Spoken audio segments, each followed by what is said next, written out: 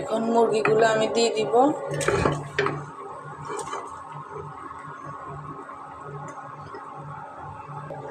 আর আলুগুলোও দিয়ে দিচ্ছি।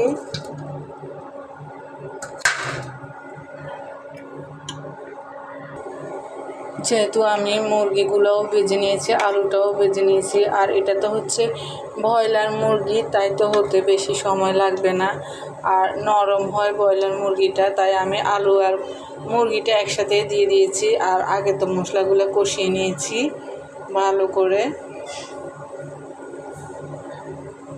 তো এখন আমি পাতিলটা ঢাকনা দিয়ে দিব।